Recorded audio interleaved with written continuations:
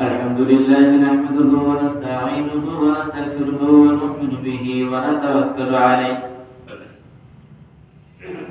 ونعوذ بالله من شرور أنفسنا ومن سيئات أعمالنا من يهده الله فلا مضل له ومن يضلله فلا هادي له ونشهد أن لا إله إلا الله وحده لا شريك له ونشهد أن سيدنا ومولانا محمدا عبده ورسوله الذي أرسله بالحق بشيرا ونذيرا وداعيا إلى الله بإذنه وسراجا منيرا فقد قال الله تعالى في كلامه المجيد والفرقانه الحميد বিতাড়িত শয়তান হইতে মহান মানি সৃষ্টিকর্তা আল্লাহ পাকের দরবারে সকলে জবানটা ছেড়ে দিয়ে পানা চাইতেছে আউযু বিল্লাহি মিনাশ শাইতানির রাজীম বিসমিল্লাহির রাহমানির রাহিম ইয়া আইয়ুহাল্লাযীনা আমানু ইত্তাকুল্লাহা হাক্কা তুকাতিহি ওয়া লা তামুতুন্না إلا وأنتم مسلمون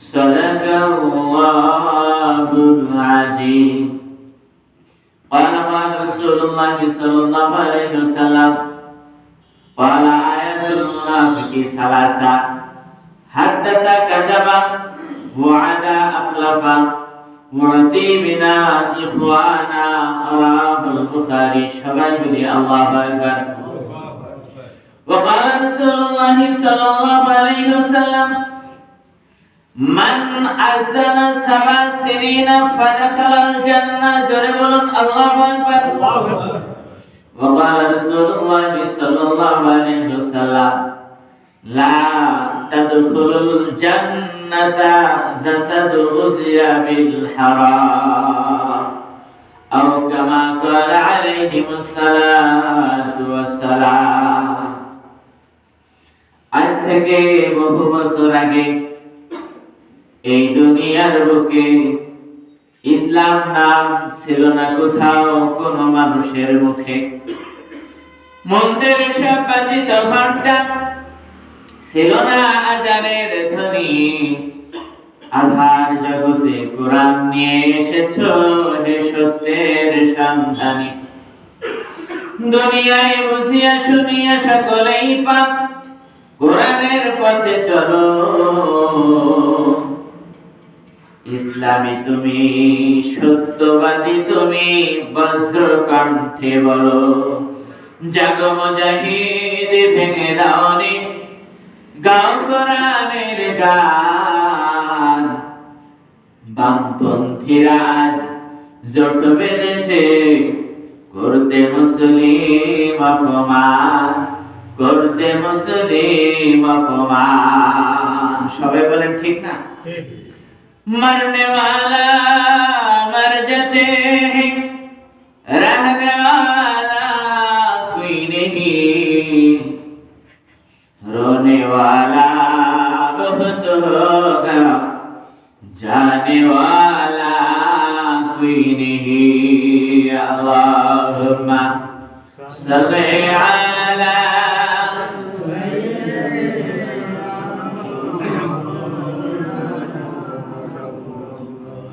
وعلى آل سيدنا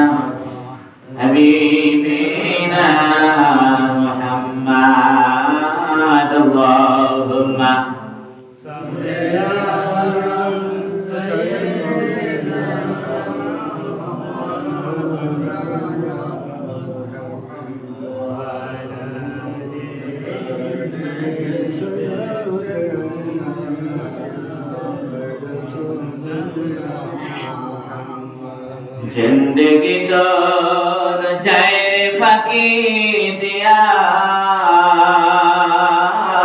সোনার আদো, জিন্দেগি তোর যায় রে ফাঁকি দিয়া। আদম রে কামিনীর কোলেতে কাল ঘুমেতে রইলি তো সারা নিশে কাটাইলা ঘুমাইয়া ঘুমাইয়া। জিন্দেগি তোর যায় রে ফাঁকি দিয়া সোনার আলো, জিন্দেগি তোর যায় রে ফাঁকি দিয়া। লা ইলাহা ইল্লাল্লাহ জোরে লা ইলাহা ইল্লাল্লাহ, লা ইলাহা ইল্লাল্লাহ, লা ইলাহা ইল্লাল্লাহ, লা ইলাহা ইল্লাল্লাহ, লা ইলাহা ইল্লাল্লাহ, লা ইলাহা ইল্লাল্লাহ। দিন থাকিতে বান্দ ভেলা, কাজে লাগিবে তোমার সন্ধ্যা বেলা। অগ্নিকুণ্ডে জিকির করেন, অগ্নিকুণ্ডে জিকির করেন ইব্রাহিম খলিলুল্লাহ। লা ইলাহা ইল্লাল্লাহ, লা ইলাহা ইল্লাল্লাহ, লা ইলাহা ইল্লাল্লাহ, মুহাম্মাদুর রাসূলুল্লাহ সাল্লাল্লাহু আলাইহি ওয়াসাল্লাম। সম্মানিত উপস্থিত বাচ্চা ভাইরা, আজ 5 নভেম্বর 5 ডিসেম্বর আল্লাহ আকবার, চাঁদের কত? আলহামদুলিল্লাহ, চাঁদের আজকে 13 চলছে, 13 জমাদুল আখির। সম্মানিত ভাইরা, আর 18 20 তারিখ সকলেই জানে, কিন্তু বাংলা ইংরেজি সবাই লোকমা দিতে পারি কি, আরবিটা মনেই রাখি না, কথা বলে।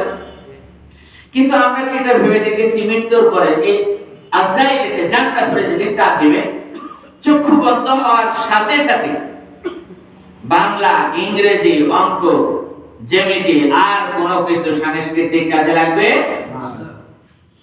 ফেরেশতা এসে জিজ্ঞাসা করবেন, মান রব্বুকা ওয়া মান দীনুকা ওয়া মান নবুকা মান কানা লিহাজার রাসূল, আরো অনেক কিছু সওয়াল থাকবে না? জি। আপনার কাছে প্রশ্ন করবেন, আপনি জবাব যদি নাই বা দিতে পারেন তবু আপনি কি বলবেন? সেটাও হাদিসে এসেছে, হা হা লা আদ্রি। যদি জবাব না থাকে তবু কি বলবেন? জানি না। তো এই কথাটা তো আর আপনার বাংলা, ইংরেজি, অন্য কোনো সাংস্কৃতিক ভাষায় হবে না, সেটাও কিসে হবে? আরবিতে। জোরে বলেন, এটা শিখিয়ে দিবেন কে? আল্লাহ। সারা জীবন চেষ্টা করলাম না, তবু ওই সময় কথা বলে বোম মারলো আলিফ শব্দ বাহির হবে? হবে হবে না। কিন্তু সেদিনকে ফেরেশতা কিছু বলবে না, সওয়াল করবেন, আপনি অলরেডি বলে দিবেন যে হা হা লা আদ্রি, মানে আমি তো এটা জানি না, আমি এটা শিখিনি। একটা মানুষ মূর্খ হোক, কিছুই জানে না, তবে আল্লাহর অনুগত্য ছিল, বিশ্বাস ছিল অগাধ, ঈমান ছিল অটল বিশাল। জোরে বলেন সুবহানাল্লাহ। ওই মানুষটা অন্ধকার কবরে যখন যাবে, জিজ্ঞাসা করা হবে মান রব্বুকা, সে বুঝতে পারুক আর না করুক আল্লাহ প্রদত্ত জবান হয়ে যাবে, রব আমার আল্লাহ। আমার দীনুকা, উনি বলবেন ইসলাম, দিন ইসলাম। আমার নবীকা, উনি বলবেন আমার নবী হলেন দুজাহানের সরদার আখির জামানার পয়গম্বর জনাব মুহাম্মদুর রাসূলুল্লাহ। একটা রাত এসে মান কানা লিহাযা বিজুদ, ফেরেশতারা ইশারা করে বলবেন এই মানুষটার সম্পর্কে তোমার ধারণা কি? আল্লাহু আকবার। উনি বলে দিবেন সারাটা জীবন যার মহব্বতে কাটিয়েছি তিনি ছাড়া আর কেউ নন, ইনি হলেন আমার মুহাম্মদুর রাসূলুল্লাহ। সম্মানিত ভাইরা, বাঁচে একান্ত আপনজনের সারা দিনের চেষ্টা, সারা জীবনের চেষ্টা ঈমান নিয়ে মৃত্যুবরণ করা। আমার বন্ধুরা, ও বাবা, একান্ত আপনজনেরা, আজকে দেখেন দুনিয়ার জন্য আমরা কত সতর্কতা, কত কিছু আমরা করি, কিন্তু অন্ধকার কবরের জন্য, এই কবরের সামান নেয়ার জন্য আমরা কিছুই জোগাড় করি না। কথা বলেন? কিন্তু এটা আমরা সকলেই জানি। কেউ বলে 4 দিনে নয় 40 দিনে, কেউ বলে না 10 দিনে করলে অসুবিধা কোথায়? অসুবিধা কিছুই নাই। ডক্টর সায়েন্স বলতেছে আপনি হিসাব রাখেন আর না রাখেন, সোনার দেহটা যেদিন সাদা কাফনে জড়াইবে, ডেড বডিটা বাঁশবাগানের রাস্তার ধারে পুকুর পাড়ে, কার কোথায় কবরের বাজেট একমাত্র জানেন কে? আল্লাহ। আইনুদ্দিন আল আজাদের মতো হয়তো উত্তরবঙ্গে সেদিনকে গেছিলাম মাহফিলে, তো কইছে হুজুর জানেন আজকে তো মেলা দিন হয়ে গেল, ওই হুজুর উনি এখানে অ্যাক্সিডেন্ট করে মারা গেছিলেন।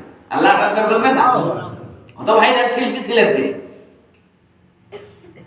হিসাব রাখেন আর না রাখেন, কোথায় কার দাফন হবে আল্লাহ ছাড়া কেউ জানেন না। কিন্তু নবী বলতেছেন এটা মনে রেখো, তোমার সারা দেহটা সাদা কাপড়ে জড়াইয়া বাঁশবাগানের রাস্তার ধারে পুকুর পাড়ে, যেখানে কবরের মাঝে ঢুক না কেন, এই সোনার দেহটা সাদা কাপড়ে জড়াইয়া যেদিন মাটি করে রাখবে, শুধুমাত্র 4টা আমলের যে কোনো একটা আমল যদি আপনার আমার সঙ্গী হয়ে যায়, কাদা মাটির ঘরটা আল্লাহর জান্নাতে পরিণত হয়ে যাবে। এই জান্নাতের বাগান বানিয়ে দিবেন কে? আল্লাহ। কেউ যেটা পারে না সেটা পারে কে? আল্লাহ। কেউ যেটা দেখে না সেটা দেখে কে? আল্লাহ। এই কথা যদি আপনার আর আমার ভিতরে ইয়াকিন থাকে, বিশ্বাস থাকে, ইন্নাল্লাযীনা ক্বালু রাব্বুনা আল্লাহ, আল্লাহ পাক বলতেছেন এই বিশ্বাস করে যদি তোমরা বলতে পারো আমার ওই রব, তিনি আমার সব, আল্লাহ আমার সব, এই কথা যদি বলে কবর পর্যন্ত অটল অবিচল থাকতে পারো, ভেঙে না পড়ো, ঝড় ঝাপটায় যদি তোমরা মস্কে না যাও, আমি আল্লাহর ওয়াদা তাতানাজ্জালু আলাইহিমুল মালায়েকা, প্রয়োজনে দুনিয়ায় তোমাদেরকে রহমতের ফেরেশতা দিয়ে আমি সাহায্য করব। আল্লাহ তাখাফু ওয়ালা তাহজান, কোনো টেনশন, কোনো পেরেশানি তোমাদের থাকবে না, চিন্তা কোনোদিন গ্রাস করতে পারবে না, তোমাদের কোনো চিন্তা থাকবে না, কোনোদিন আমাদের চিন্তা চেতনা থাকবে না, টেনশন আসবে না, অভাব অনটন আমি দূর করে দিব। ওয়া আবশিরু বিল জান্নাহ। আল্লাহু আকবার। কেন? কেন? জান্নাতটা তো বহু দূরে নয়। কোথায় স্বর্গ, কোথায় নরক, কে বলেছে বহু দূর? কথা না কেন? মানুষের মাঝেই তো আল্লাহ পাক দিয়েছেন। আল্লাহ পাক এই কথাটা সূরা তওবা 111 নম্বর আয়াতে বলেছেন। যদিও এই কবিতার অর্থটা একটা হিন্দু ব্যক্তি লিখেছে, তো কত সত্য কথা, কত ভালো কথা তো হিন্দুরাও বলে যাচ্ছে যে আল্লাহ আল্লাহ পাক। কি বলেন? ঈমান নাই, কলেমা পড়লো, লাভ হবে কোনো? না, বিশ্বাস আগে। সম্মানিত ভাইরা, বাজে একান্ত আপনজনেরা, আমি একবার আপনাদের মাঝে এসেছি কোন এক জুমায়, হয়তো এরকম ভাবে আজকে যেমন ডিসেম্বরের 5 এরকম আমার মনে নেই, তো আপনাদের মাঝে এসেছি আপনাদের ভালোবাসা নেয়ার জন্য, দোয়া নেয়ার জন্য। আবার আল্লাহ হয়তো নিয়ে এসেছেন, আপনাকে রাগ করছেন আমার উপরে, তবে আমার একটু অভ্যস্ত বাস্তবতা প্রেক্ষাপট মিলিয়ে তুলে ধরা। যেহেতু একবার এসেছি, আপনাদের কিছু তথ্য তো আমি জানি, কিন্তু এটা বাস্তবতা, এটা সত্য। আল্লাহ মর্ম, আপনি সত্যটা আমাকে বলবেন, আমি সঠিক ভালোভাবে মেনে নেব না। যাকে একবার আইসি তাই বলে মানুষ আমার কথাটাই আমার মুখের উপর বলে দিবে, এটা কিতাব বলতেছে, আমার কথা না। আল্লাহ তো মানুষ, সত্যটা সবসময় মানুষের কাছে কিতাব বলে। कैसे कैसे खूबसूरत रानी है शहजादिया, तन बदन के क्या सूरत, शिक्ल सूरत क्या हुई। তার অর্থ, তাজমহলের মরমর দেখেছো, দেখেছো কি তার প্রাণ, বাইরে তাহার মমতাজ রানী, ভিতরে শাহজাহান। জোরে বলেন সুবহানাল্লাহ। কি ভালোবাসা ছিল তাদের। আজকে তো ভালোবাসা বলতেই নেই মানুষের মাঝে, ভালোবাসা এরকম ভালোবাসা আর নাই। এখন শুধু ভালোবাসা মানুষের মুখে মুখে কথা কয়। স্বামী স্ত্রী বলেন, সন্তান পিতা মাতা বলেন, সেই রকম ভালোবাসা বলতে আর নাই। মা বাবা গেছে তো গেছে, তাদের কথা মনেই করে না। সন্তান বেমালুম বেধড়ক গুনার কাজ করে বেড়াচ্ছে, নামাজ নাই, রোজা নাই, দান নাই, সাদকা নাই, মসজিদে যাওয়া নাই, হ্যাঁ ভালো বলতে কিছুই নাই, বেমালুম ভুলে গেছে। আর সে গেছে তো গেছে, আমি যখন যাবো তখন দেখবো, যা আছে কপালে দেখা যাবে সকালে। কিছু মানুষ বলে না, যা আছে কপালে দেখা যাবে সকালে। বাবা কথাটা এমন না, সকাল যখন হয়ে যাবে তখন আর সময় থাকবে না, ভালোবাসার বিস্তৃত নমুনা দেখাতে হবে। এমন কিছু রমণী ছিল এই দুনিয়ার ভিতরে, এমন কিছু রমণী ছিল দুনিয়ার ভিতরে, যাদের রূপ যৌবন থেকে গোটা গ্রাম পাগল করে ফেলেছে। একদিন কসুর পাতার পানির মতো সেটা আল্লাহ শেষ করে দিয়েছে। একদিন সাদা কাপড়ে জড়াইয়া তার ওই লাশটাও অন্ধকার কবরে নিয়ে গেছেন কে? আল্লাহ। মরণ এমন একটা জিনিস, কাউকে ছাড়ে না। এই জন্য কবি বলতেছেন, আপনি হিসাব রাখেন আর না রাখেন, এটা মনে রাখেন 4 দিনে হয়তো আপনার হবে না, কিংবা আমার হবে কিনা আল্লাহই জানে। কেউ হয়তো দোয়া করবে কিনা আল্লাহই জানে, এটা মনে রাখবেন। 4 দিন, 6 দিন, 10 দিন মনে রাখবেন। কিন্তু ডক্টর সাইন বলতেছেন, কবরে রাখার সাথে সাথে 6 দিন পরে নখগুলো খসে যাবে। আল্লাহ পাক বলেন 6 দিন পরে নখ খসে যাবে, 9 দিন পরে চুল। আল্লাহ পাক বলেন না, কত সুন্দর সাজানো, কত সাজানো, কত পরিপাটি, কত কিছু। 6 দিন পরে নখ খসে যাবে, 9 দিন পরে চুল। কবর গৃহের সামান নিতে করোনা কে ভুল, কবর জায়গা ভালো না। কবর কি জায়গা ভালো? ভালো করে নিতে হয়। জোরে বলেন আল্লাহ আকবার। কবর জায়গা ভালো নয়, আমল দিয়ে কবর গৃহ সাজিয়ে নিতে হয়। কবর জায়গা ভালো নয়, আমল দিয়ে কবর গৃহ সাজিয়ে নিতে হয়। এমন না তাকিয়ে থাকবো, তাই তো আমার তো আছে অনেক বন্ধু রাখি সন্তানাদি, তারা আমার জন্য কি করছে নাকি চাতক পাখির মতো তাকিয়ে থাকবে। নবীজি বলতেছেন চাতক পাখির মতো তাকিয়ে থাকবে। সন্তান জুমায় একদিন মসজিদেও যায় না, তাকিয়ে লাগবে। আল্লাহু আকবার বলেন। 17 দিনে পেট ফেটে শেষ প্রকার খাদ্য হবে, 60 দিনে সব কোষ থাকবে না, হাড্ডি পড়ে রবে। আল্লাহ। 17 দিনে পেট ফেটে শেষ প্রকার খাদ্য হবে, 60 দিনে সব কোষ থাকবে না, কঙ্কাল পড়ে রবে। 90 দিনে হাড়গুলো সব, 90 দিনে হাড়গুলো সব আলাদা হয়ে রয়। কবর জায়গা ভালো নয়, আমল দিয়ে কবর গৃহ সাজিয়ে নিতে হয়। আল্লাহু আকবার বলেন। 6 দিন পরে নখ খসে যাবে, 9 দিন পরে চুল।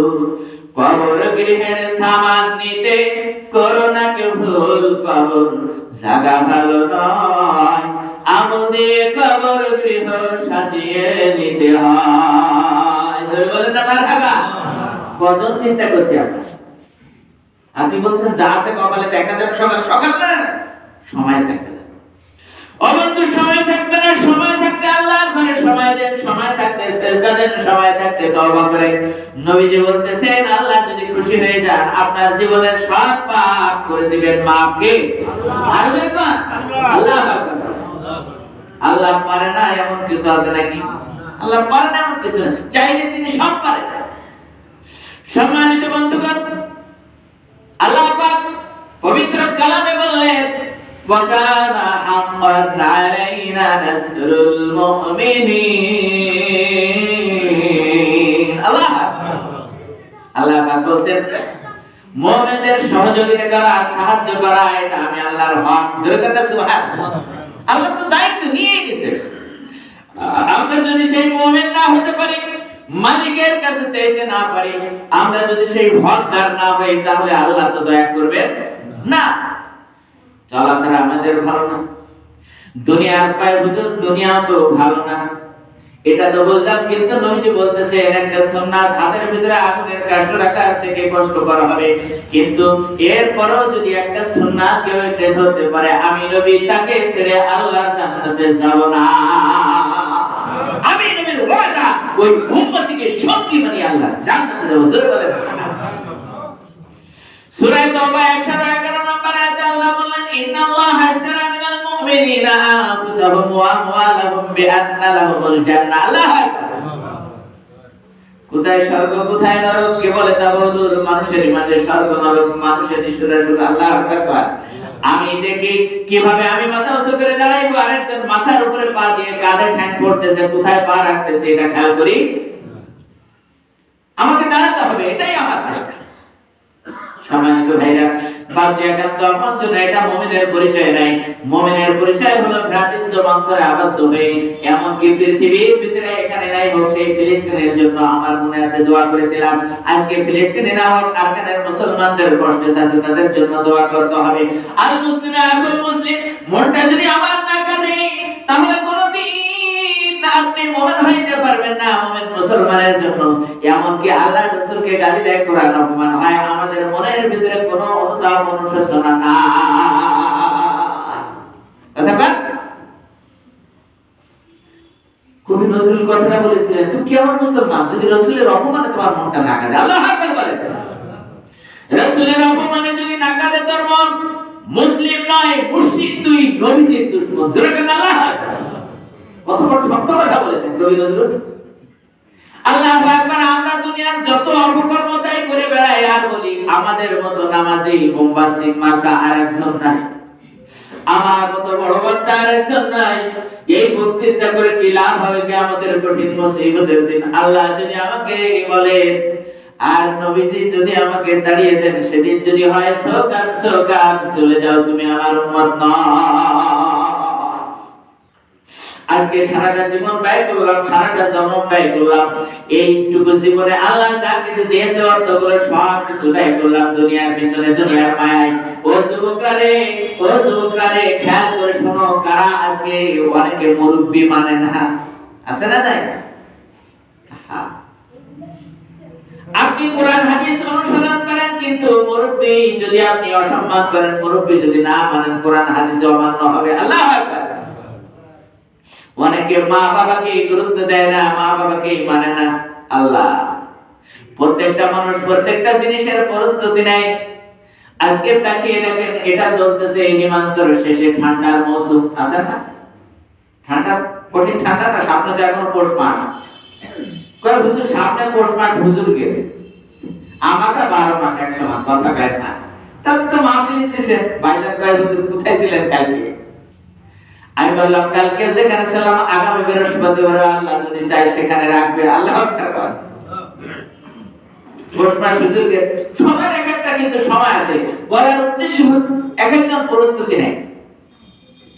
ও মেরে প্যারে, পাকিস্তানে একটা প্রবাদ ভাষা আছে, ও মেরে প্যারে নওজওয়ানো, अभी ठंडी की मौसम है, तैयार होना चाहिए, घर में बीबी है। ठंडी की मौसम है, घर में बीबी है। अल्लाह अकबर। पाकिस्तानी भाषा। कोई आईफोन से काम नहीं चलेगा, এটা তো আইফোন না, আপনারা দেখেই বুঝতেছেন। आईफोन से काम नहीं चलेगा, ठंडी की मौसम में लेप कंबल से नहीं होगा, RM5 से कैसे गुजारा करेगा? बीबी चाहिए। आई मेरे प्यारे नौजवान, बीबी है घर पे बीबी चाहिए। প্রবাদ বাক্য তার অর্থ হলো, পাকিস্তানে বলে ঠান্ডার মৌসুম এসেছে, ও আমার প্রিয় যুবকেরা বিবাহ করেছো, স্ত্রী আছে তো, লেপ কম্বল দিয়ে কিন্তু খেতা গরম রাত কাটবে না, আইফোন দিয়ে কিন্তু রাত শেষ হবে না, RM5 দিয়েও কিন্তু জীবন চালানো যাবে না, স্ত্রী দরকার। কি কর কথা বলেন ঠিক না? প্রত্যেকটা মৌসুমের জন্য এক একটা প্রস্তুতি। আল্লাহ নবী সাল্লাল্লাহু তাআলা আলাইহি ওয়াসাল্লাম বলতেছেন, আমরা যে সবাই কবর পথের যাত্রী। কথাটা ঠিক না? নাকি কেউ অন্য পথে আছে? সবাই, যে যে দলের হোক, মানি আর না মানি, কোরআন জানি আর না জানি, সবাই একই পথের যাত্রী। নবীজি বলতেছেন, উম্মতি তোমরা ওই পথের সঙ্গী জোগাড় করেছো তো? প্রস্তুতি গ্রহণ করেছো তো? আর যদি গ্রহণ না করো, মনে রাখবা ওই জায়গায় এমন একটা জায়গা, মানুষের প্রথম কাটিয়ে হবে কবর। আল্লাহ قال رسول الله صلى الله عليه وسلم القبر من رياض الجنة والحفر من حفر النار سبحان الله আকবার। আমি সহিহ হাদিস আর কোরআন ছাড়া কোনো কথা বলছি না, রাগ করছেন আপনারা?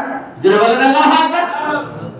সম্মানিত ভাইরা, ওয়াদা এখন তো সময়ের পরিবর্তন, দেশ সংস্কার হয়েছে, জোরে বলেন না সুবহানাল্লাহ। এমন কি কঠিন সময়ও যদি থাকতো, আলেমরা ওয়াদা বলতো প্রয়োজন হলে জীবন দেবে, কিন্তু বাতিলের কাছে মাথা নত করবে না। কথা বলে ঠিক।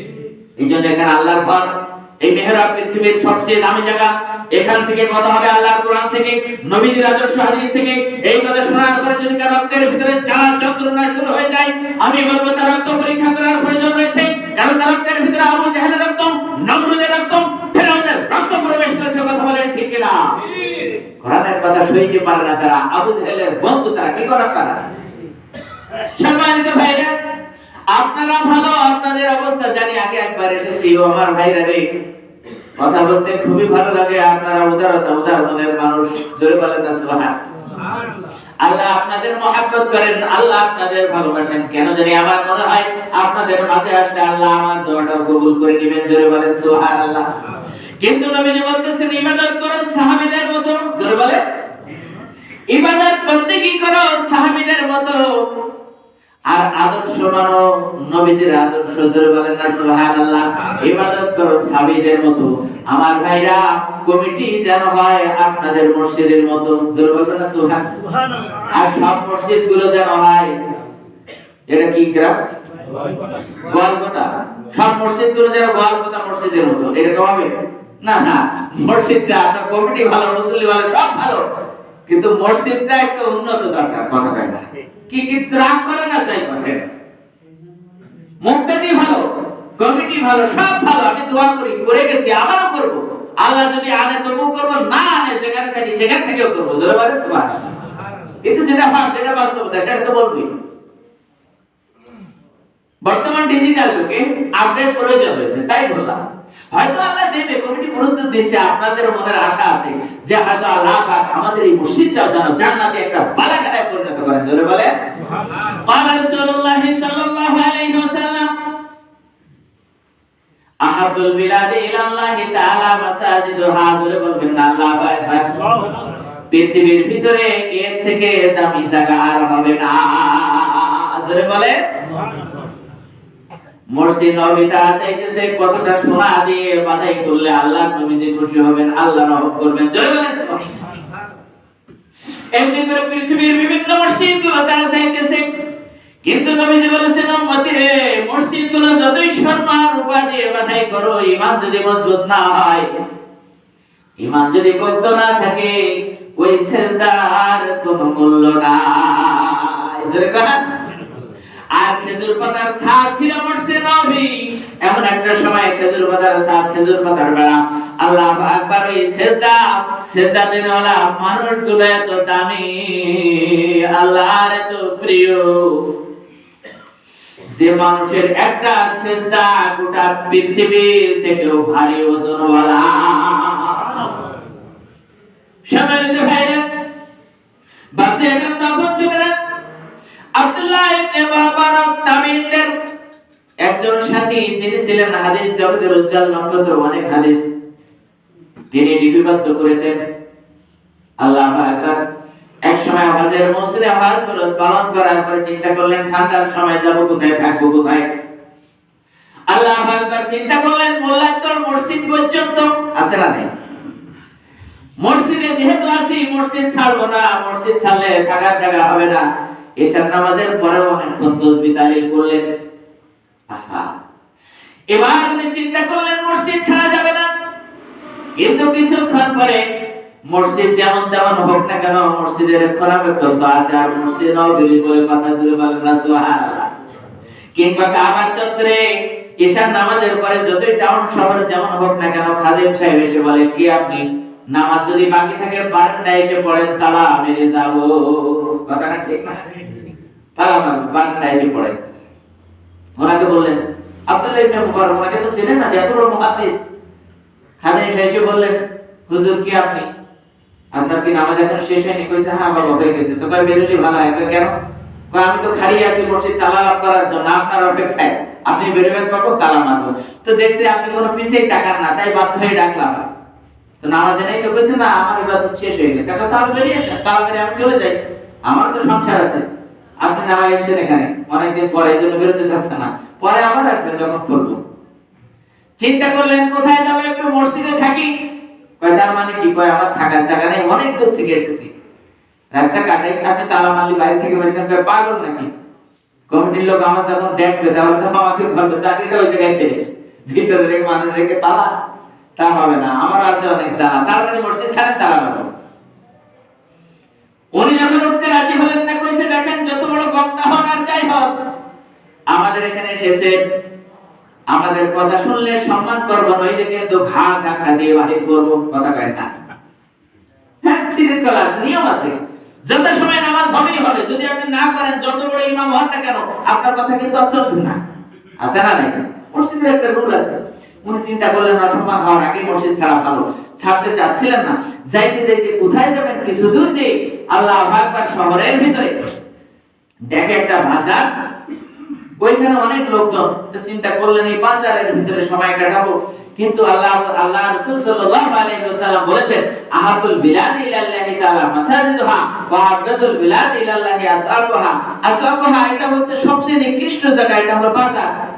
কিন্তু রাত কাটানোর জন্য নিরালায় কোথায় যাব ঠান্ডার মৌসুমে, তো এখানে বাজারের ভিতরে কাটিয়ে দিই।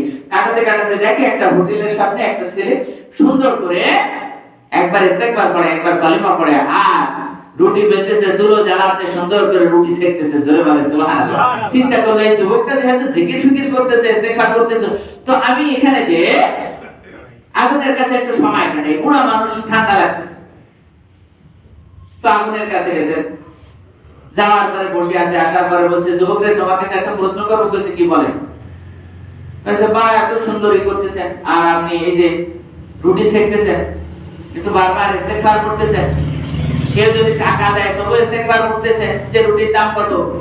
হ্যাঁ, ওই রুটির দাম হলো 1 রিয়াল, তওবা আস্তাগফিরুল্লাহ, টাকাটা নেন, 1.5 টাকাটা তওবা আস্তাগফিরুল্লাহ, প্রত্যেকটা কথার সাথে তওবা আস্তাগফিরুল্লাহ মানে কয় হুজুর আপনি জানেন না আমার এই আমলের কারণে আল্লাহ আমাকে বড় একটা নিয়ামত মিলিয়ে দিয়েছে, জোরে সুবহানাল্লাহ। আমার আম্মা জান মৃত্যুর সময় বলেছিলেন বাবারে, মানুষ এই দুনিয়ার ভিতরে যে পাপ করে না সে হলো ফেরেশতা, আর যে শুধু পাপই করে সে মানুষ না, আর যে পাপও করে নেকিও করে সেই হয় মানুষ। হ্যাঁ, জোরে বলুন না সুবহানাল্লাহ। যে শুধু পাপ করে সে হলো শয়তান, আর যে শুধু নেকি করে সে হলো ফেরেশতা। দুটোর একটা মানুষ না, যে পাপও করে নেকিও করে এই হলো মানুষ, জোরে বলেন না সুবহানাল্লাহ। তবে হ্যাঁ, এই মানুষের ভিতরে সর্বোত্তম উৎকৃষ্ট তারা নবীজি বলতেছেন, বুখারী শরীফ হাদিস শরীফ তারা তিরমিজি শরীফের ভিতরে লিপিবদ্ধ হয়েছে, আল্লাহ নবীজি বলেছেন পাপ করা বড় কথা না, মাপ চাওয়াটা বড় কথা, জোরে বলেন না সুবহানাল্লাহ। যে পাপ করে এবং নেকি করে এগুলো মানুষ, কিন্তু পাপ আর পুণ্যের ভিতরে যে বেশি আল্লাহর কাছে মাপ চায় এ হলো খাঁটি মানুষ, জোরে বলে সম্মানিত ভাইরা। বাচ্চা একান্ত আপন জনেরা কইছে তোমার মায়ের কথা, কইছে মা আমার দুনিয়ায় নাই, কিন্তু মা মৃত্যুর আগে আমার একটা কথা বলেছিলেন, বাবা তোমার মনের আশা কি? আমি আমার মায়ের কাছে বলেছিলাম, মা আমার কিছু চাওয়া পাওয়া না, তোমাকে খেদমত করতেছি, যাইতে পারলাম না। বর্তমান সময়ের বড় আলেম আব্দুল্লাহ ইবনে মুবারক, যেমন মনে করেন এমন একজন আলেম দেলাওয়ার হোসেন সাইদি দুনিয়ায় নাই। আল্লাহু আকবার বলবেন না, কি নাম বলে রাগ করবেন না? তৎকালীন সময় নাম করা ব্যক্তি ছিলেন আব্দুল্লাহ ইবনে মুবারক। তো ওই বৃদ্ধ লোকটা মনে করে চিন্তা করতে, সে তো আমি, তা আমাকে নিয়ে ওর মার কাছে বলতেছি নাকি? হ্যাঁ বাবা, তারপর কি হয়েছে? কইছে আমি আমার আম্মার কাছে বলেছিলাম, মা কিছুই চাওয়ার নাই, এই মক্কা মদিনায় আমার জন্ম, তুমি একদিন বিদায় হয়ে যাবা, তোমার কারণে যাইতে পারলাম না। কই কোথায় রে বাবা? কই আব্দুল্লাহ ইবনে মুবারকের কাছে। কই কেন, মানে কি? কই এত বড় একজন আলেম, তাকে দেখলে নাকি আলেমদের চেহারা নাকি নবীদের ওয়ারিস, তারা নবীদের নূর নাকি তাদের চেহারায় চমকা, নবী তো নাই। হাজি আর তো কত বড় পালন করলাম, বা যাবো দোয়া করবো। এত বড় একজন আলেম যেতাম, তার কাছে কিছু এলেম কালাম শিখতাম, সারা জীবন তো গরিবই থেকে গেলাম, মূর্খ, কিছুই তো জানি না। মা আমার মৃত্যুর সময় বলেছিল, বাবা বারবার তওবা আর ইস্তেগফার করবা, আর একটা কথা মনে রাখবা, আমি দোয়া করে দিলাম তোমার মৃত্যুর আগে অবশ্যই আব্দুল্লাহ ইবনে মুবারককে আল্লাহ তোমাকে দেখিয়ে ছাড়বে। জোরে বলো সুবহানাল্লাহ। আব্দুল্লাহ ইবনে মুবারক মনে মনে চিন্তা করছে, এই জন্য মেয়েটা মসজিদে আমাকে থাকতে দিল না। আল্লাহ এই কারণে তো মসজিদে আমাকে রাখেনি, এত বড় আলেম, এত বড় বক্তা, আসলাম, কিন্তু কোন কারণে যে করে থাকতে পারলাম না, আগে তো বুঝতে পারিনি, এবার বুঝতেছি। কিন্তু ওই যুবক তো জানে না। যুবককে ডাকতে বলতেছে, বাবা আব্দুল্লাহ ইবনে মুবারকের জন্য এত আশা কইছে, হ্যাঁ আমি এখনো আরো এমনটা করে যাই, এই কারণে না জানি কবে আমার মৃত্যু হয়ে যায়, গরিব মানুষ, এই হোটেলে চাকরি করে খাই। মা আমার বলেছিল অবশ্যই তোমাকে হবে, যাওয়া হবে, কিন্তু আব্দুল্লাহ ইবনে মুবারকের বাড়ি অনেক দূরে, কোথায় সাইদি সাহেব, আর কোথায় আমি, যার তুলনায় হবে না। জীবনে কোনোদিন যদি না যে মরে যায়, আমার এই মনের সেটা মনে থেকে যাবে, এই জন্য ওই আমলটা বারবার করে যায়। এবার ওই মুরব্বী মানুষটা, যুবকটা বলতেছে, বাবারে আয় আমার বুকে আয়, বুকের সাথে জড়িয়ে নিয়েছে, কইছে, বাবা তুমি না তো আমার মার কথা শুনতে কাঁদতেছো, তুমি আমার আত্মীয় নাকি, কারণটা কি? বুড়া মানুষ এই গভীর রাত্রে, জীবনে কেউ কোনোদিন আমার মা ছাড়া আমার মায়া করেনি। ওই ব্যক্তি ডাক দিয়ে বলতেছে, বাবা রে তোর বুকের ভিতরে সেই কারণে তোর মায়ের দোয়া আজকে আল্লাহ কবুল হয়ে গেছে। কি করেন আপনি? মায়ের দোয়া কবুল হয়েছে, কোথায় আব্দুল্লাহ ইবনে মুবারক, আর কোথায় আমি? আর আমার মনের শেষ আশাটাই পূরণ হলো না মাত্র। কইছে, বাবা তোর মায়ের দোয়া আল্লাহ কবুল করে গেছে, তোর মনের আশা পূরণ হয়ে গেছে। কইছে, হুজুর বলেন কি, খুলে না বললে তো কিছুই বুঝতে পারবো না, কি আপনি কোথা থেকে এসেছেন, আমার মাকে কি চেনেন নাকি? কইছে, না রে বাবা, তোর মাকে আমি চিনি না, তোর কথাগুলো শুনে আমার মনে হয়ে গেল তোর মায়ের দোয়াটা আল্লাহ কবুল করে নিয়েছে, এই কারণে আল্লাহ আমাকে হজে নিয়ে এসেছিল। মসজিদে নববীতে কত ভালো জায়গায়, কত আরামে ঘুমাবো, রাতটা কাটাবো, কিন্তু আল্লাহ আমাকে থাকতে দিল না। ওরে বাবা, তুই যার জন্য সারা জীবনের তামান্না, আশা, আকাঙ্ক্ষা, সেই আব্দুল্লাহ ইবনে মুবারক আর কেউ না, তোর চুলার ধারে, আগুনের ধারে আমি সেই লোকটা।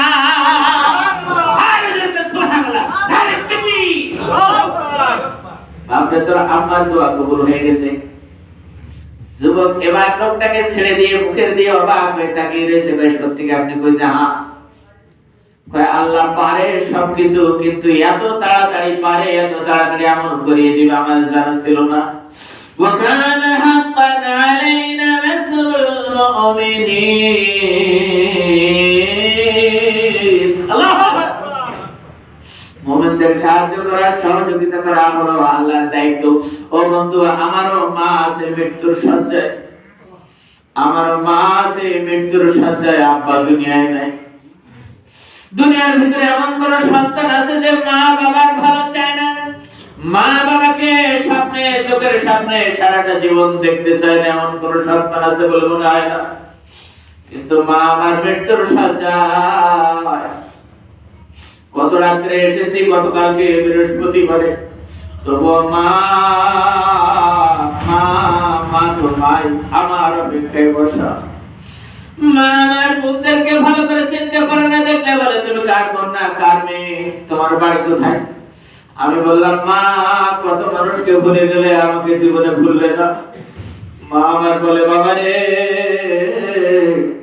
মাকে ব্লাড দিতে হয়, ব্লাড দেওয়ার পরে মায়ের সেন্সটা হারিয়ে যায়, কত যুবক মানুষের রক্ত উঠে উঠে দেয়, এরপরও মা দেখি বেবলা হয়ে যায়, মার খেয়াল থাকে না।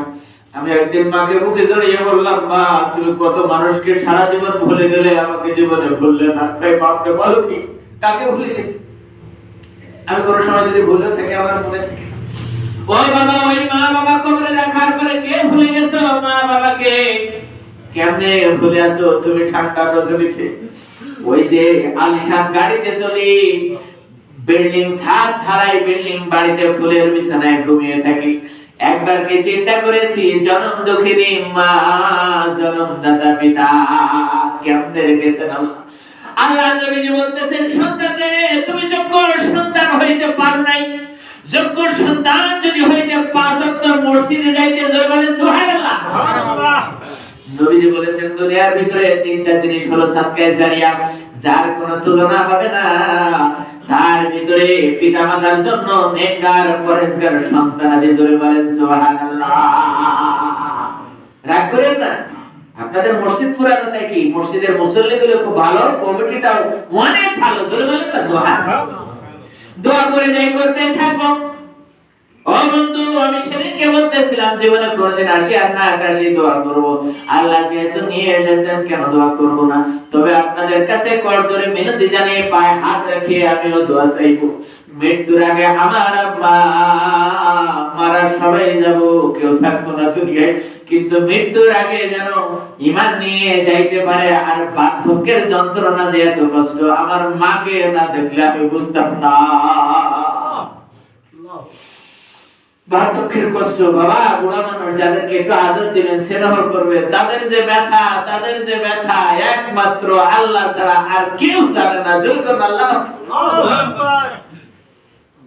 বাইরে যাওয়ার সময় আমার মনটা খুব খারাপ হলো, মা 2-3 দিন তো বাড়ি থাকবো না, মা ফিরে যাও। আসলে কই বাবা যাও, সমস্যা নেই। তাই বললাম তোমাকে থাকলে তো অনেক কিছু দেখাশোনা, কোনো অসুবিধা নেই, আমার আল্লাহ আছে। জোরে বলেন সুবহানাল্লাহ। সম্মানিত ভাইরা, আব্দুল হান্নান ভাইজান উনি দেখতেছিলেন এই মাসে আমার কলকাতা সফর আছে, পাকিস্তান সফর আছে, কিন্তু মনে বড় ভয় হয় যদি বিদেশ সফরের সময় মা আমার চোখখানা বুঝিয়ে দেয়। আব্বাকে নিজে হাতে দাফন করেছে, যতদিন বাঁচবো কোনোদিন বলতে পারবো না মা বাবার কথা কে বলতে পারে বন্ধু। আর মাকে যদি সামনে না দেখতে পাই, এমন না হয়ে যায় মা আমি বাইরে থাকতে মা শেষ নিঃশ্বাস ত্যাগ করলো, মাকে শেষ দেখা দেখতে পারলাম না, এমন যদি হয়ে যায়, ওই রকম মনের ব্যথা মনে চাপা পড়ে যাবে, কাউকে দেখানো যাবে না। আল্লাহু আকবার। সম্মানিত ভাইরা, বাঁচে একাত্তা আপনজনেরা, বন্ধু যাদের পিতামাতা আছে তাদেরকে মহব্বত করেন। আমার ভাইরা, মায়ের দোয়ায় সবচেয়ে বড় আল্লাহ ওলির খেতাবাত দান করেছিলেন কাকে? জোরে বলবেন না সুবহানাল্লাহ। মায়ের দোয়ায় আল্লাহর ওলি হয়েছিলেন কে? সবারই ওয়াজ মুখস্থ, হযরত বাইজিদ। উনি হজ করতে গেছেন, যাওয়ার পরে উনিও মুরাকাবা করেছেন, করার পরে বলতেছেন কাবা শরীফের ভিতরে আল্লাহু আকবার। ফিরে আসবেন বাড়িতে, তো চিন্তা করলেন আল্লাহর ওলিরা কত কিছু তো বুঝতে পারে, জোরে বলেন না সুবহানাল্লাহ। কেউ বলে আল্লাহর ওলিরা বোঝে না, ওরে বাবা আপনিও মুরাকাবা করেন, আল্লাহ আপনার আল্লাহ প্রদত্ত অনেক ইলম আপনাকে দিবে, জোরে বলেন না সুবহানাল্লাহ। কোন কাজ করছেন, এটা তো সহিহ হাদিস। কোন কাজ করছেন, আপনি যাবেন কিনা, বিয়ে করবেন, ওসব বিয়ে করবেন, আপনি মুরাকাবা করেন, আপনি ইস্তেখারা করেন, আল্লাহ আপনাকে অন্তরে বলে দিবে যে কাজটা আপনার জন্য মঙ্গলজনক নাকি ক্ষতিকর। জোরে বলেন আল্লাহু আকবার। সম্মানিত ভাইরা, আজকে আল্লামা দেলাওয়ার হোসেন সাইদি সাহেবের প্রত্যেকটা কথা, ইনি তো কোরআন হাদিস ছাড়া তাফসীর ছাড়া কথা বলতেন না, প্রত্যেকটা কথা আল্লাহর রহমতে বাস্তবায়ন হয়ে যাচ্ছে, ঠিক না বলেন? আল্লাহু আকবার। হযরত বাইজিদ মুরাকাবা করলেন, করার পরে দেখতেছেন রাত্রে ঘুমের বিছানায় শুয়ে রয়েছেন, রহমতের ফেরেশতারা তারা বলা বলি করতেছে, কই তুই কোন ডিউটিতে? কই আমি হাজীদের নাম লিস্ট করছি। কয় বছর কত হয়েছে? কয় 1,35,715 জন হাজী সাহেব এসেছিল। কয় তাই নাকি? কইছে হ্যাঁ।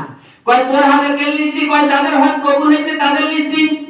কয় কতজন হজ কবুল হয়েছে? কয় একজন ছাড়া বাকি সবার হজ কবুল হয়েছে। জোরে বলে একজন ছাড়া বাকি সবার হজ কবুল হয়েছে। কয় তোর হাতে কোন লিস্টি? কয় আমার হাতে যার হজ কবুল হবে না সেই লিস্টি। কয় লিখিস না কেন? কয় ওর হজ যে কবুল হবে না, এখনো হজটা ঝুলান্ত আছে, কবুল না হলে তারপরে লিখবো। আল্লাহু আকবার। আল্লাহু আকবার। কথা আশ্চর্য কথা না? আল্লাহ নবীজি বলতেছেন কারণ নামাজ, কারো ইবাদত, কারো ইবাদত তার মুখে ছুঁড়ে মারা হয়, যেটা তুই খাও না খাও, এটাই নামাজ তো? আল্লাহ নবীজি বলতেছেন মান সাল্লু, তোমরা যখন নামাজ পড়ো, কামা রামাইতুমুনি সাল্লি, আমি নবীজিকে দেখে দেখে আমি যেভাবে নামাজ পড়েছি আমার মতো পড়ো। জোরে বলেন। কেউ কয় বুঝলো একটু কিরাত ছোট করো, খুতবা ছোট করো, মুনাজাত ছোট করো, আছে না?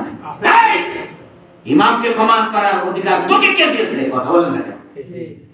সমান তো ভাইরা, অধিকার কাউকে আপনাদেরকে আমি এইভাবে বলছি না আমার ভাইরা, ভালো ভালো আমার থেকে আমি আর কোন খাতের মূলো বোঝেন তো? আমি আর কোন খাতের মূলো? আপনারা এত দামি দামি মানুষ, আমি মনে করি এত ভালো ভালো মানুষ আপনারা পেয়ে থাকেন যে আপনাদের এত যোগ্য, আল্লাহর এত প্রিয়, আমি যখন আসি আমি নিজেকেই ধন্য জন্য মনে করি। জোরে বলবেন না সুবহানাল্লাহ। সম্মানিত ভাইরা, আব্দুল্লাহ ইবনে মুবারক মনে মনে চিন্তা করলেন, সর্বনাশ, একজনের হজ কবুল হচ্ছে না, ওই ব্যক্তিটাকে হতে পারে আমি। কথাটা ঠিক কিনা? আল্লাহু আকবার। হযরত বাইজিদ মনে মনে চিন্তা করলেন, আমি এত বড় আল্লাহর ওলি, আমার হজটা যদি কবুল না হয় আমার উপায় কি? অনেক বড় আয়াত। সম্মানিত ভাইরা, সংক্ষেপে এক কথায় বলে দেয়, ও বন্ধু, যাদের পিতামাতা আছে খবরদার, মা বাবার অবাধ্য হয়ে না, কাবার ইমাম হলেও আল্লাহ কিন্তু জান্নাত দেবে না। আল্লাহু আকবার।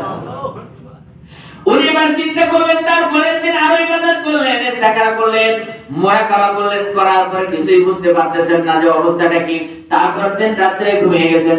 যাওয়ার পরে দেখে ওই ফেরেশতারা বলাবলি করতেছে, আর একজন ফেরেশতা কইছে, তোমার নামটা কি লিখেছো? কইছে, হ্যাঁ, নাম লিখে ফেলেছি। কই, তাই নাকি? কই, তার নামটা কি? কই, মুহাম্মদ ইবনে হারুন। কই, বাড়ি কোথায়? কই, বড় শহরে। কই, তার হজ কবুল হয়নি? কইছে না। কই, কারণটা কি?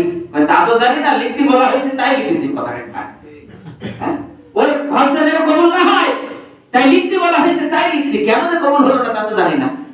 তো যার হজ কবুল হচ্ছে, কবুলের লিস্টে যেখানে, কয় তুই কি ওর নাম লিখিসনি? কইছে না, ওই নামটা আমাকে উঠাতে মানা করা হয়েছে। কয়, নামটা কি? কয়, আব্দুল, তার নাম হলো মুহাম্মদ ইবনে হারুন। কয়, তার বাড়ি কোথায়? কয়, বড় শহরে। কয়, তাহলে ঠিকই আছে, ওর হজ কবুল হয়নি। কইছে না। আল্লাহু আকবার। তবে আশ্চর্যের বিষয় হলো, কইছে কি? আশ্চর্যের বিষয় কি? কয়েকই দিয়ে ওই লোকটা 39 বার হজে এসেছে, আর প্রত্যেকবার আমাকে বলা হয়েছে তার নামটা খাতায় উঠিও না। বলার উদ্দেশ্য হলো, একবার দুবার মানুষের ভুল হয়, তৃতীয়বারের পর কিন্তু আর কোনো কাজ, সেই কাজটা অন্তত আর ভুল হয় না। তো কইছি 39 বার। বুঝা, আমার জানা মতে লিস্টিতে ওই লোকটার নাম লিখতে যাব 39 বার মানা করা হয়েছে, তার মানে ওই লোকটা 39 বার এসেছে, তারপরেও হজ না, খাতাই না উঠলো না। আব্দুল্লাহ ইবনে মুবারক অবাক হয়ে গেলেন। রহমতের ফেরেশতারা আরো বলতেছে, আগামী বছর লোকটা আসতে পারবে বলে মনে হয় না, তবে বেঁচে থাকলে হয়তো আগামী বছর হজে আসতে। জোরে বলেন আল্লাহু আকবার। তাই নাকি? বুঝে, হ্যাঁ। কই, আগামী বছর আসতে পারবে না কেন? কই, 39 বার হজে আসা মানে তার বয়স তো কম হলো না। কথা কয় না, বয়স তো মেলা হয়ে গেছে, আর তার মানে হলো লোকটা এত অসুস্থ, এখনো বাড়ি যাইতে পারতেছে না, বড় শহরে যাবে। কই, বাড়ি যাইতে পারছে না। রহমতের ফেরেশতা কেউ কেউ বলছে, আরে, কেউ হামুতাস করবে কি করবে না, ব্যথায় একজনের ব্যথায় একজন। ফেরেশতারা বলছে, আরে, এরকম মানুষটা তাহলে এখন কোথায় আছে? কয়েকদিন আগে নবীজির রওজা জিয়ারত করার পরে মুখ পাহাড়ের নিচে বাড়ি যাওয়ার পথে যাইতেছিল, গোটা শরীরে ঘা হয়ে গেছে, শরীরটা দুর্বল, খাওয়া নাই, দাওয়া নাই। ওই লোকটা ওখানে পড়ে রয়েছে, শরীরে শক্তি নাই, হয়তো জিন্দা ফিরে যেতে পারবে কিনা আল্লাহই জানে। হয়তো লোকটা শেষ নিঃশ্বাস হলে একটু ত্যাগ করতে পারে, ওই লোকটা মারা যাবে। এই জন্য আমাদের মনেও ব্যথা। আব্দুল্লাহ ইবনে মুবারক আর সকাল হওয়ার সময় দিলেন না। আল্লাহু আকবার। হযরত বাইজিদ রাহমাতুল্লাহ আলাইহি, আল্লাহর মহাবলী, উনি ঘুমিয়েছিলেন, কথাগুলো সব শুনেছেন। সকাল হওয়ার টাইম দিলেন না, ওই রাত্রি রওনা দিয়েছেন সেই পাহাড়টা কোথায়। একজনের কাছে জিজ্ঞাসা করলেন, ভাই, এখানে মানজিবাল অমুক নামের এই পাহাড়টা কোন দিকে আছে? কইছে, কেন ভাই, ওটা তো খতরনাক পাহাড়, ওই সাইডে যাওয়া যায় না। কই, মানে যে কাজ আছে। মানুষের কাছে তাদের ভাষায় কথাবার্তা বলে পাহাড়ের ঠিকানাটা দিলেন। চলতে চলতে সেইখানে পৌঁছে গেলেন। লোকটা না চলে যায়, সুস্থ হয়ে লোকটার সাথে দেখা করব। এতবার হজে এসেছে, হজটা কবুল হলো না, কারণটা কি? যাওয়ার পরে দেখে একটা মানুষ পাহাড়ের কিনারে এমন ভাবে পড়ে রয়েছে, শরীরগুলো শত গায়ে ঘা, আর যাইতে পারবে বলে মনে হয় না, জীর্ণ শীর্ণ অবস্থা, ছেঁড়া ফাটা জামা গায়ে। দেখে বলছেন, ভাই, আপনার নাম কি? মুহাম্মদ ইবনে হারুন। কইছে, হ্যাঁ। কই, আপনার বাড়ি কি বড় শহরে? কইছে, হ্যাঁ। কেন, আপনি কে? বলছে, ভাই, সেসব কথা পরে হবে, আপনি কি 39 বার হজে এসেছেন? কইছে, হ্যাঁ। কই, আপনি বাড়ি যাওয়ার জন্য বাইরে হইছেন, আর আগের বছর কি আসবেন? কইছে, হ্যাঁ, পাশেই রাখলে আসবো, তো হয়তো তো বাঁচবো না, দেখতেছেন তো আমার অবস্থা। কিন্তু ভাই, যারা এত কথা শুনতে আসছেন, আপনি এত কথা শুনতে আসার কারণ কি? কইছে, একটা কথা আমি জিজ্ঞাসা করব, একটা কথা আপনার কাছে জিজ্ঞাসা করব। 39 বার যে এসেছেন হজের ভিতরে, আর আপনার হজ গুলো কবুল হলো না, এটা কি জানেন? কইছে, হ্যাঁ, আমি জানি। মুহাম্মদ ইবনে হারুন উনি জানে। কয়, আরো জানি, আপনার নাম হলো বাইজিদ। কইছে, তাই নাকি? এটা জানেন? কইছে, হ্যাঁ, ওটাও জানি। কয়, তাহলে তো আপনি আমার থেকে বড় বলি। জোর বলেন না তার। কয়, আপনি যে হযরতে বাইজিদ, এটাও আমি জানি। কইছে, তাহলে তো আমার থেকে বড় বলি, কিন্তু আপনার হজ কবুল হচ্ছে না। কইছে, হ্যাঁ, ওটাও আমি জানি। কিন্তু হোক আর না হোক, আগামী বছর যদি বেঁচে থাকতাম, আল্লাহ চাইলে আমি আবার হজে আসতাম। জোরে বলবেন না সুবহানাল্লাহ। সম্মানিত ভাইরা, বাজে একান্ত আপন যে কয় আগের বছর আসেন আর না আসেন, মনে না বাজে ওইটা দেখার দরকার না। বড় দেখার দরকার হলো আপনি এত কথা জানেন কিভাবে। হ্যাঁ, আমি জেনেছি অন্য কারণে, আল্লাহর ওলি ভাইজি। আর আপনি জানেন কেমনে? আপনি তো জিন্ন শিন্ন, আপনার তো সাহেবের নাই, অত লোক নাই, মুরিদ নাই, আমি সবাইকে ফেলে চলে এসেছি। আপনি জানেন কেমনে? এই কথাগুলো আমি জানতে পারি মায়ের দোয়ার কারণে। জোরে বলে। তাহলে তো আমার মতো, আমি তো মায়ের দোয়া বলি, আপনি মায়ের দোয়া সবকিছু জানতে পারেন। হ্যাঁ, মা একদিন নামাজ পড়ে দোয়া করেছিল, আল্লাহ আমার সন্তান মুহাম্মদ ইবনে হারুন, এই মুহাম্মদ ইবনে হারুনকে দুনিয়ার কোনো কিছু তার অন্তর চক্ষুর আড়াল করো না। জোরে বলেন সুবহানাল্লাহ। তার মনে সবকিছু জানিয়ে দিও। তাই যদি হবে এত বড় ওলি, তুমিও তো ওলি কম না, সবকিছু জানো, তাহলে তোমার সমস্যাটা কি? তোমার হজ কবুল হচ্ছে না কেন, এটা কি জানো না? কয় জানি। কয় তাহলে হজ করতে না আসে ওই জায়গায় আগে পানি ঢালো। কথাটা ঠিক কিনা? বারবার হজ করে লাভ কি? এতবার এসে আগামী বছর আসবা। কয় বাবারে কি বলবো দুঃখের কথা, যে কারণে আমার হজটা কবুল হচ্ছে না, ওই কারণটা এখন দুনিয়ায় নাই। দুনিয়ায় থাকতে ওটা আর শুধরানো যাবে না। আল্লাহু আকবার। হযরত বাইজিদ মুস্তামি রাহমাতুল্লাহ আলাইহি বললেন, তোমার কথা তো কিছুই বুঝলাম না। দুনিয়া থাকতে ইবাদত কবুল হয়, তওবা কবুল হয়, সবকিছু কবুল হয়, আর তুমি কইছো দুনিয়া থাকতে হবে না। কইছে আমি কোন কারণে আমার মায়ের মনে একটু কষ্ট দিয়ে ফেলেছিলাম, যে কারণে মা আমাকে দোয়া করেছিল এর অন্তর চক্ষু আর কিছু করো না। আল্লাহ কিন্তু তুমি একে কোনদিন যেন তোমার জান্নাত দিও না। আল্লাহ পাক মা ওই দোয়া কবুল করেছে। দুনিয়ার ভিতরে সবকিছু আমি জানি, আল্লাহর ওলিরা আবার কি জানে তার থেকে সবকিছু আল্লাহ আমার জানিয়ে দেয়, অন্তরে জেনে যায়, সবকিছু বলতে পারি। এজন্য আমি বুঝে গেছি। আর শুধু তাই না, যতবার হজে এসেছি প্রত্যেক বছর এমনি করে আল্লাহর মহান ওলিগণ থাকেন, তারা আল্লাহ প্রদত্ত জানতে পারেন আমার হজ কবুল হয়নি। এবার জানতে পারার কারণে প্রত্যেক বছর তারা হজের শেষে আমার সাথে দেখা না করে বাড়িতে যায় না। এজন্য আমি জেনে গেছি আপনি আমাকে দেখতে এসেছেন, আমার খবরগুলো নিতে এসেছেন, কিন্তু হুজুর আমার মা ওই দোয়া করার পরে মারা গেছে। মার কাছে যে মাপ চেয়ে নেব, ক্ষমা চেয়ে নেব, ওই সুযোগ আর জোরে বলেন আর নাই। ও বাবা, যাদের মা বাবা খবরে খেয়াল করেন না, মনটা নরম করে দেন। একদিন তো যাবে, আমার বাবা নাই, মা মৃত্যুর শয্যায়। আপনার আব্বা আম্মা কার কার নাই আমি তো জানি না, আল্লাহ তো জানেন। আপনার এই দোয়ার কারণে ওই মা বাবার কবরগুলো আল্লাহর জান্নাত হয়ে যাবে। জোরে বলেন সুবহানাল্লাহ। তাদখুলুল জান্নাত বিসালাম। রাহুল বুখারী। জোরে বলেন আল্লাহু আকবার। ভাই 25 কি শেষ হবে না ভাই? 25 জোরে বলেন মারহাবা। নারে তাকবীর। আল কোরআনের আলো। সম্মানিত ভাইরা, বাকি একান্ত আপনজনের একজন রত্ন এই মসজিদে প্রত্যেক সময় আসেন, তারই ধারাবাহিকতা আল্লাহ নিয়ে এসেছেন আপনাদের জন্য। স্বল্প সময় একটু দোয়া করে যায়, আমার দিকে তাকান, হয়তো সময় থাকবে না। হযরত বাইজিদ মুস্তামি রাহমাতুল্লাহ আলাইহি ডাক দিয়ে বললেন, বাবারে তবে তোমার মা নাই, তোমার মা নাই, আমি একটু তোমার শেষ চেষ্টাটা করতে চাই। কয় তার মানে কি? কয় তোমার গায়ে বড় বড় ঘা হয়ে গেছে, চলতে পারবে না। কইছে হ্যাঁ। কয় আপনি আল্লাহর মহান ওলি হযরত বাইজিদ মায়ের দোয়ার কারণে ওলি হয়েছেন, পানির গ্লাস নিয়ে দাঁড়িয়েছিলেন, আমি তো শুনেছি। কিন্তু আজকে আমার মা নাই, আপনার মায়ের কারণে আল্লাহ সব দিয়েছেন। ও দুনিয়ার ভাইরা রে, বন্ধু একান্ত আপনজনেরা যারা মুরব্বি মানুষ, একটা কথা মনে রাখিও, দুনিয়ায় আল্লাহ সব দেবে, অর্থবিত্ত টাকা পয়সা, কিন্তু শান্তি দেবে না। যেখানে এরা ঠোকর খাবা শান্তি পাবা না। এজন্য মনে রাখবা, মুরব্বিদের সম্মান করো, মুরব্বিদের আদর করো, কদর করো। মা বাবা থাকলে পায়ের তলায় চুম্বন করো। পৃথিবীর ভিতরে আপনার শ্রেষ্ঠ ওলি হলো আপনার মা বাবা। আর যারা সুবহানাল্লাহ। আল্লাহর মহান ওলি বাইজিদ ডাকতে বললেন, বাবা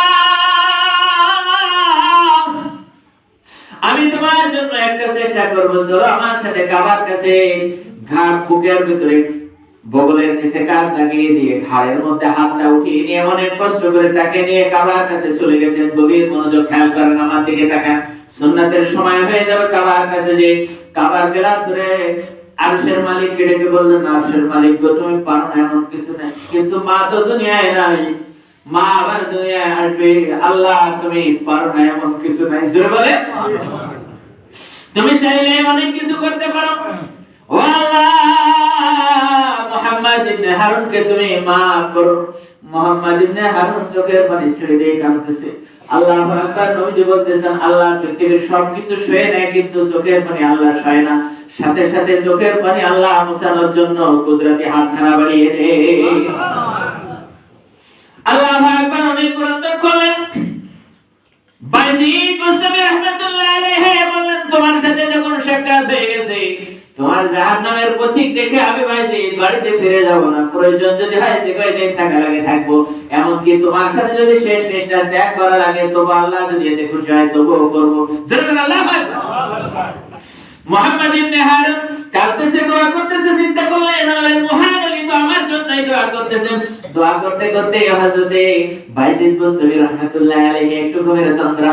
এমন সময় আল্লাহ পাক থেকে বললেন বাইজিদ রে তুমি বাসায় চলে যাও, কিন্তু লাভ নাই, কারণ মায়ের দোয়া কবুল করেছি, এটা আমি বৃথা দেব না।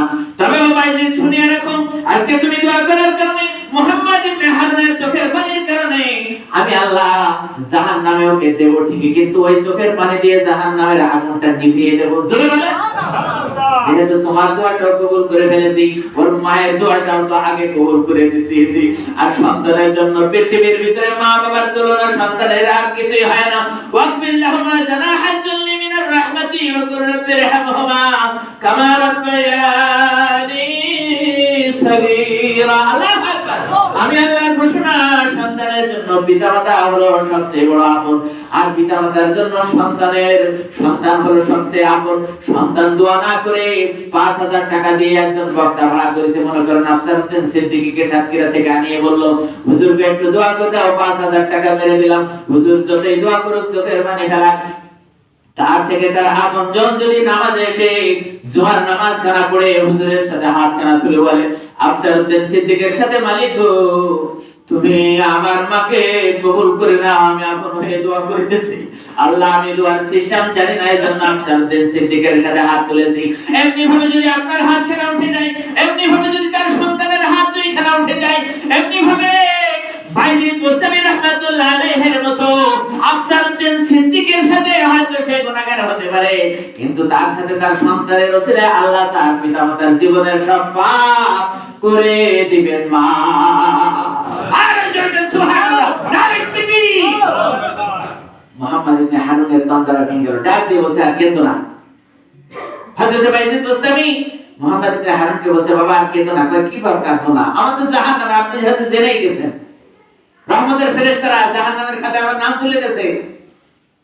হ্যাঁ রহমতের ফেরেশতারা নাম তুলছে না, জাহান্নাম তা আমি তো জেনে গেছেন কাকুন। কই দিন এই মাত্র আল্লাহ বলেছেন, আল্লাহ পর্যন্ত ভালো হয়ে গেছে, তোমাকে আল্লাহ জান্নাতে দেবে। কয় কিভাবে? মায়ের দোয়া কবুল করেছে। কয় কি আমাদের কঠিন মুসিবতের দিন সংক্ষেপে বলতেছে আমার দিকে তাকা, তোমাকে আল্লাহ পাক তোমার মায়ের সামনে জাহান্নামে নিক্ষেপ করবে। আর জাহান্নামের আগুন তো দূরের কথা, দুনিয়ার আগুন তাই আমরা সইতে পারি না। কি পারি? জাহান্নামের আগুন তো দূরের কথা, দুনিয়ার কষ্ট তো সইতে পারি না। কবর বিচার পুসিরাতের কষ্ট অনেক কঠিন, সেই কষ্ট দেখেও মানুষ সইতে পারবে না। নবীজি বলতেছেন তোমার কষ্টটা যখন যন্ত্রণায় তুমি ছটফট করবে জাহান্নামের ভিতরে, তোমার মাকে জাহান্নামের কিনারায় দাঁড় করিয়ে রাখা হবে।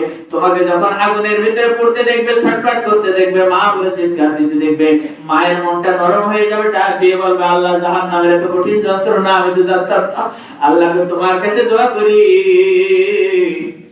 আমি আমার দোয়া উঠিয়ে নিলাম, আল্লাহ আমার ওয়াদা উঠিয়ে নিলাম, আল্লাহ তুমি আমার কলিজার টুকরা সন্তানকে ক্ষমা করে দাও। আজকে দুনিয়ার মতো সেদিনও তার মায়ের দোয়া কবুল করার পরে তার কলিজার টুকরা সন্তানকে জান্নাতে দেব। জোরে বলেন সুবহানাল্লাহ। সম্মানিত ভাইরা, ভাবছি একান্ত আপনজনেরা, এই বলে আমার সংক্ষিপ্ত কথা এখানে শেষ করছি। বাবা জীবনে কোনোদিন হয়তো এইরকম ভাবে হয়তো আসি আর না আসে, আসলে তো আল্লাহ দেখা করালো, না আসলে হয়তো একদিন শুনবেন আফসারউদ্দিন সিদ্দিকী দুনিয়ায়। কথাটা ঠিক কিনা? মার কথা কি বলবো, আপনাদের কথাও হয়তো এরকম শুনবো। সেদিন যদি মনটা নরম হয়ে যায়, হ্যাঁ এই ভাইজান আমার অস্ত্র শুনে কত কাদা কেঁদেছে, আল্লাহ তুমি ভাইজানকে মাফ করে দাও। জোরে বলেন না সুবহানাল্লাহ। ওই ভাইজান শুরুতেই মুরব্বি সাহেব আমার ওই ভাইজান, উনি আমাকে ওয়াজের শুরুতে অনেকটা ওয়াজের লাইন ধরেই দিয়েছিলেন, আল্লাহ ভাইজান আজকে দুনিয়ায় নেই। নাম তো আজকে জানে না, নাম জানলে বলতাম। এমনকি গোয়ালপাতা জামে মসজিদের কমিটি যাদের তুলনা হয় না, বলছি অন্যান্য মসজিদের কমিটি এরকম হওয়া দরকার। আজকে মসজিদের ঝুট ঝামেলা শেষ নাই, আমিও বড় মসজিদ, দোতলা মসজিদ, নবাবী, অনেক নামি দামি, বলবো না, কিন্তু ঝামেলা শেষ নাই। হয়তো কমিউনিটি ঢাকা নইলে মুক্তাদি ঝামেলা, এমন ঝামেলা, অনেক ঝামেলায় মসজিদে নামাজ পড়তে যার উপরে ঝামেলাই করে আমরা নামাজে আর কথা কাটা, ঠিক না বলে? আল্লাহ মেহেরবানি, তারপরে মসজিদটা পুরানো, দোয়া করি আপনাদের আশা আছে আমি জানি আল্লাহ পাক কোনো না কোনো দিন এই ঘরগুলা সুন্দর জান্নাতি টুকরায়, জান্নাতি বাগাখানায় পরিণত করে দেবেন ইনশাআল্লাহ। সবাই বলেন ইনশাআল্লাহ, দুই হাত তুলে বলেন ইনশাআল্লাহ। নারে তাকবীর, নারে তাকবীর। আল মুতাসামি মসজিদ, আল কোরআনের আলো। এই মসজিদে যারা আর করে না, আল্লাহ যেন কোরআনের আইন আল্লাহ এই বাংলার জমিনে কায়েম করে দেন। সকলে বলুন আমিন। ওয়া আখিরু দাওয়ানা আলহামদুলিল্লাহি রাব্বিল আলামিন। আসসালামু আলাইকুম। সকলেই সুন্নাত নামাজ পড়ুন।